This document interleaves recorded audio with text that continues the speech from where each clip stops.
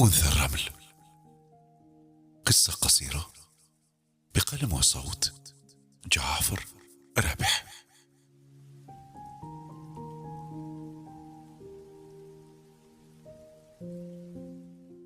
في كلمة بجملة على سطر يشرع الفرح أجنحته عبر نافذة. كان أول اللقاء وأول زخات مطر تنزل لتغسل أتربة تراكمت على حواف الطرق المؤدية إلى قلبي.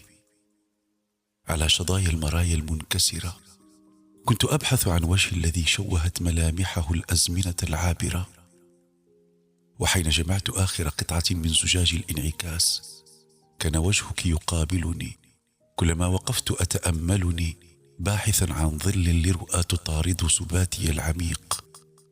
تدمرني الأسئلة تعصف بمخيلة الوجوه العابرة كطيف غمامة صيف تحجب لفح شمس تصهر جسدا لبقايا رجل يشعر بالأفول، بلا وجه، بلا ملامح، بلا غد أرسم تفاصيله، وتلونين بالأمل صور الأمس وتهمسين دعه يحدث.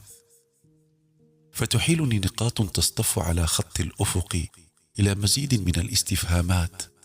تشكلك أنثى من رمل سهرتها الأفران العالية لتحيلها كيمياء الروح إلى وجهي الذي جمعته من بقايا المرايا المنكسرة. أهربك من حكايا شهرزاد، من عتمة السراديب المبنية في متاهة أقبية المدينة، في دخان سجائر ترقصين على شفاه عطشى لأن تعرف من أي العوالم أنت، أي جغرافيا كانت تخبئك، وأي تاريخ كان يختزن موسيقى حروف تخترق قلبي وقلبك.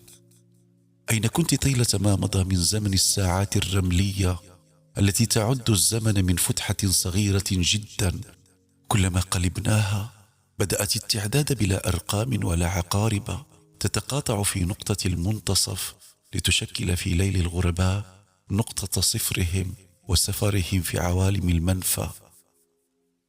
رنة على شاشة البلور توقف أحرفي فأقرأ من أول السطر.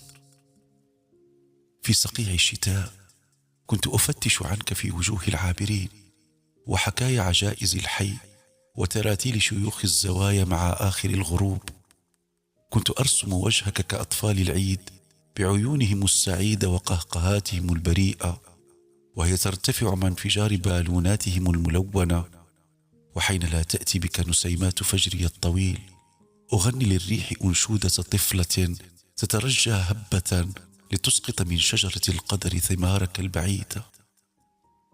ضوء البلور يثير شهية لمس أحرف تكتبني إليك.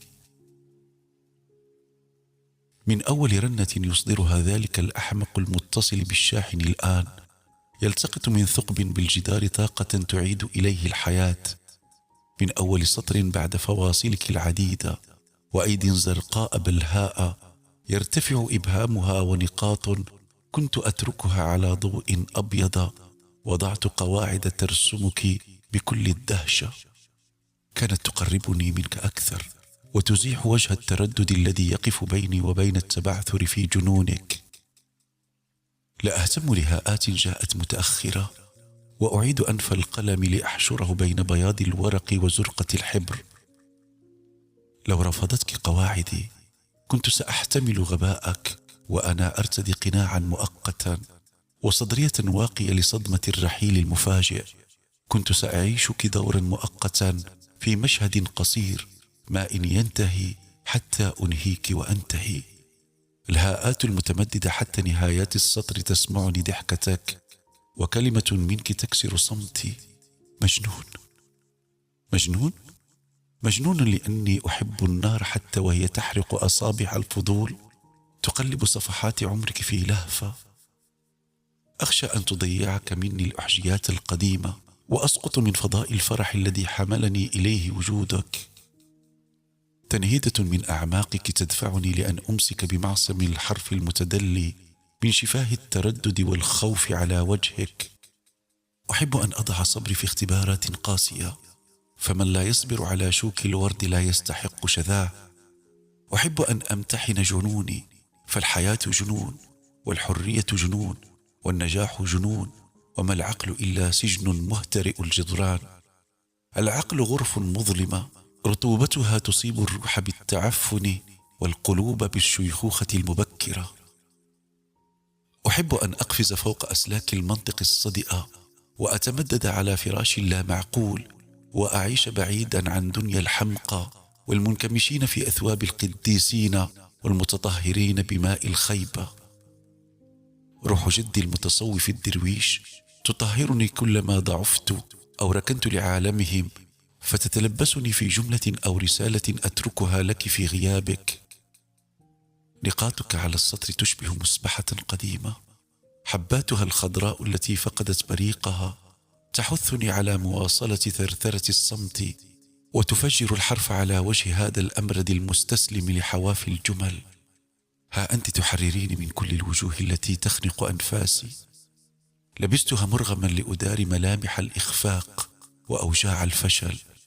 ها أنت تشكلين حقيقتي بعيدا عما أرسمه للآخرين. ها أنت تملئين عالمي، تزينين سمائي ببريق كواكب ماتت من سنين ضوئية في الفضاء البعيد، ويبقى عمر نورها يمتد حيا لآلاف السنين. تراني أرقى إليك، تراني ألامس ما تدل من أفقك البعيد، وأدنو من تلابيب الأماني وأعرج إلى عليائك. تنكسف شاشة البلور في يدي، أصاب بذهول ورعب، أرمي الهاتف الغبي الذي تشنجه حرارة تصهر سطحه فيفقد ما تبقى فيه من شحن وذاكرة. في حركة مجنونة أو غبية أفتش عن أوراق مبعثرة على سطح مكتبي، وقلم ظل مرميا على الأرض يسكنه اليتم واللهفة، لتنزلق كرة صغيرة من نحاس على رأسه تمرغ أنفها على حبر في جوفه لتدلقه أحرفا بحضن وريقات ملونة بألوان حلواي المفضلة. فألقي مرساة الشغف وأدنو من مرافئ الاعتراف الأخير. لن أتراجع عن تشكيلك وترك هذا الزلزال العظيم الذي يرج حواسي يحدث. كالمعتوه رحت أردد كلمات يكرر الفراغ صداها: سأبهرك سأبهرك. من أول اهتزاز في جدار الروح تركته يحدث بلا سؤال، بلا تردد، بلا خجل، بلا منطق. تركته يحدث كصعقة كهرباء بالصدر من طبيب إنعاش يترجى في الحياة، بنفس الوقت الذي أسمع كل الأفواه حولي تتمتم: لا تتعب نفسك دكتور، لن يفيق.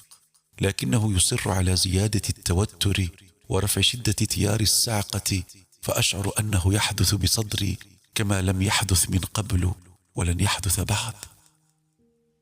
أحبك والدك دونا عن بناته الخمس لأنك ذكية مشاغبة وثرثارة، وها أنا من النبض الأول أحبك بكل ما فيك، بكل تناقضاتك وكل عفوية الطفلة التي تأبى أن تكبر داخلك. تدهشني استفهاماتك التي تقطع حبل جمل تمتد إليك دون مقدمات ولا استئذان. هل أشبه الوجوه الجميلة التي تطويها في تلافيف ذاكرتك؟ لو كنت نسخة ممن عرفت من نساء قبلك لتخليت عنك بأول فاصلة على سطر حوارنا، لكنك أزحت ضباب الصباحات القديمة وانفجرت كما حلمت دوما، مختلفة مبهرة قوية عنيدة ومجنونة، لا يكسر وقارك غير الصدق ولا تنطق صمتك غير الحقيقة. كالثائرات في زمن الخضوع، كالعابرات للخوف، كحوريات البحر في قصص السندباد. أنت سري الذي أخبئه بصدرك أبقى حيا، سري كنز مدفون تحرسه شرايين القلب وترويه هيول الدم، سري جواهر تحت الردم إن بحت بمكانها تحولت إلى فحم الندم ورماد الخذلان. في كل جملة وكل حركة حرف أقترب أكثر من حقيقتك وأكتشف مدى تمازج روحينا، فتجعلني أتحرر من كل القيود التي توثقني إلى ثلاجات الموتى وأنين المطعونات في دهاليز الصمت. ثم ترسلين كثير العصي المنتصبة وهاء واحدة تتكور في خجل آخرها، فأسمعها: يسهر جوفك. فأسرع للملمة ما تبقى من سنابل يابسة خلفها الحصاد الأخير، وأنفخ برفق في رماد تركته آخر الحرائق يغطي جمر المحبة داخلك، وأهمس حتى تلامس أنفاس مسامات السمع لتعيد الشعل المغمورة تحت كتل الحطام فتتقد جذوتها من جديد. تحررت روحك وتطهر جسدك لأنك نقية المشاعر عصية الانهيار، ولأنك تتشكلين بعد كل خيبة وكل لحظة ضياع كأنثى من رمل كلما بعثرها ريح تتجمع من جديد وبشكل أحلى ومكان أجمل. تمسح على حزنها الشمس وتتعرق عطرا من جبين الانبعاث المتقد بالحياة. غيرك من العابرات بمدن جوع ومعابر دهشة إناث من صخر على شواطئ الملح، رغوة الموج تترك بهن ندوبا عميقة ونتوءات مدببة توخز من يأتي بعد الموج فتدمي أقدامه الحافية. إنهن من صخر كلسي في كهوف الموت تتشكل بفعل الرواسب. أنت أنثى الرمل لا يدركها إلا رجل الريح، لأنه يعرف متى وكيف وأين يتوقف ومتى يجدد رحلة الرقص والعزف من جديد. أنثى الرمل لا تتراكم عليها أوحال ولا يغمرها طمي ولا تغير لونها حرارة. ترفع ذبذبات صوتي لترسم موجة من الصراخ تتدافع على خلجان الشهيق المفجر لبركان من الحمم المتطايرة في سماء الارتقاء إليك.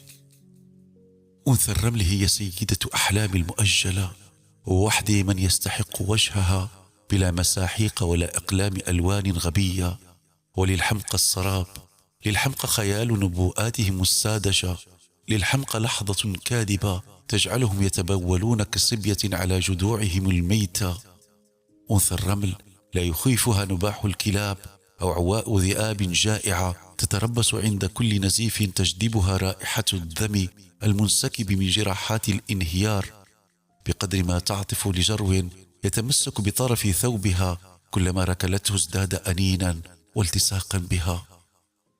أنثى الرمل لا تزعجها غربان تنعق ولا قطة جرباء تموت. أنثى الرمل لا تخرج كنزها إلا لمن حفر بأقصى العمق دون خيبة من جفاف البدايات. أنثى الرمل، قصة قصيرة بقلم وصوت جعفر رابح.